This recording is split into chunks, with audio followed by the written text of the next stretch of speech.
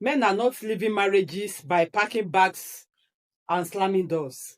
They are living in silence, in the same bed, at the same dinner table, showing up but already gone. And the most dangerous part, most women never see it happening. Not because they don't care, but because the signs don't look like living. They look like distance.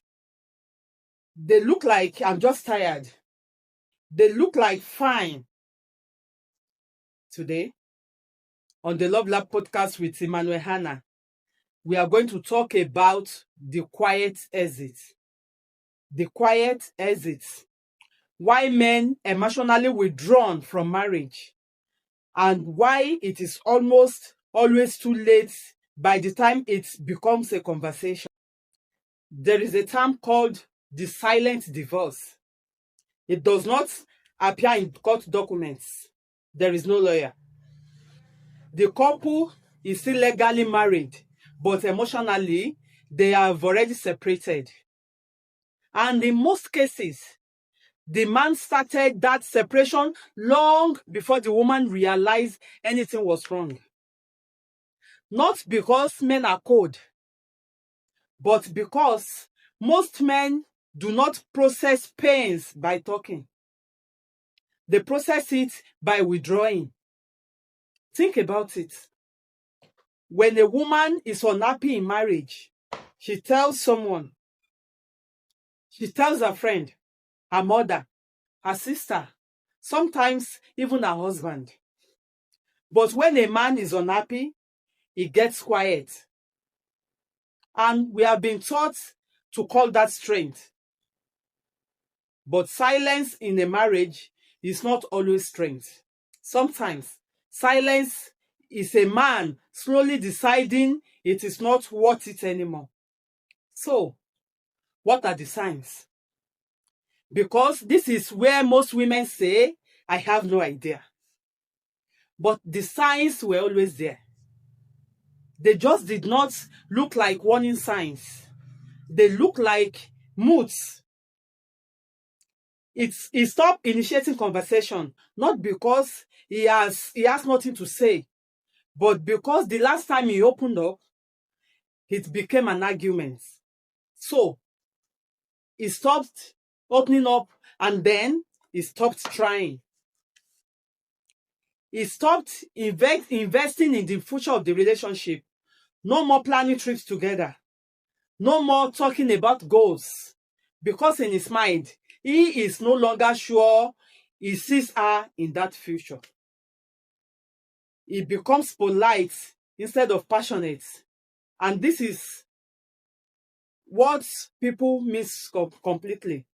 When a man starts treating his wife like a roommate, cordial, respectful, distant, that is not peace. That is resignation. He stops fighting. People think arguments are a bad sign. But the absence of arguments, when a man stops fighting for the marriage, stop trying to resolve things, that is the real red flag. Because you only fought for what you still believe. There is a specific moment in most marriages, the turning point. The moment where the man makes the decision quietly in his own mind and never announce it. What kind of decision? The decision to stop expecting more, to stop hoping things will change, to accept the marriage as it is and manage it, not investing in it. And that moment is almost never dramatic. It is not a big fight. It is not a betrayal. Sometimes it is something small, a dismissal, a moment where he needed to be heard and he was not. A moment where he reached out and was rejected. And he files it away. And the next time it happens, he filed that away too. Until one day, without one realizing it, he stopped reaching. And now, she's wondering why it feels so far away. And he is wondering why she is surprised. If this conversation is already hitting close to home, stay with us, because the second half of this episode is where we talk about what actually changes it. Subscribe if you are not already part of the LoveLab podcast with Emmanuel Hannah's family, and keep watching. Now, here is the part that frustrates women the most. Why didn't he just say something? And it is a fair question, but the answer is not simple.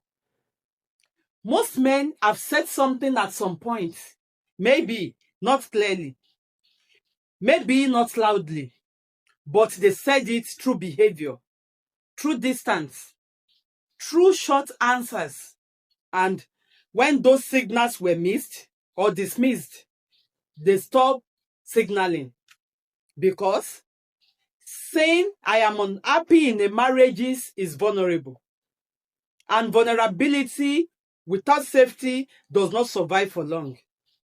If a man tries to express his pain and it was turned into an argument, if he tried to explain his need and was made to feel selfish, if he tries to be honest and was told he was overreacting, he will not try again. Not because he does not care, but because he learned it was not safe to. And this is where it becomes a circle. She sensed distance, but does not know why. She pushes for connection. He feels pressure and pulls back more. She interprets the pullback as rejection. He interprets her pushing as proof that she does not understand him. And they are both hurting and both feeling alone in the same marriage. If this circle is not interrupted, it has one destination. Either a quiet, miserable coexistence or an eventual separation. Because people can manage disconnection for years, but they cannot sustain it forever.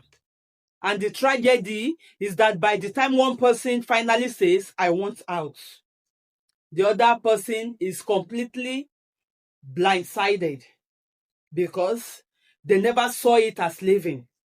They saw it as coping. This is why we say many marriages are silently dying, not because of what happened, but because of what was never said and what was never heard. So, what changes this? Because this conversation cannot just be about identifying the problem. Safety changes this. Creating a space where both people can be honest without it becoming a weapon. Not every conversation about pain has to end in a fight. Curiosity changes this. When your partner is distant, ask. Not with accusation, with genuine desire to understand. Are you okay? It's different from, why are you acting like this? And honesty changes this. For the men listening, if you are quietly withdrawing right now, your silence is not protecting anyone. It is slowly ending what you still have. Say something. Not perfectly, but just honestly. And for the women, if you notice the distance, do not wait for it to become a confession. Move towards it. Because by the time a man is ready to talk about leaving, he has usually already left. That is the conversation for today. The quiet exit. Not every marriage ends with a door slamming. Most of them end with silence that was never broken a tile. If this episode spoke to something you are experiencing, share it. Someone in your circle needs to hear this today. Drop a comment below. Have you ever felt this kind of distance in a relationship? Let us hear from you. This is the LoveLab podcast with Emmanuel Hannah. Thank you for listening. Thank you for watching. Bye.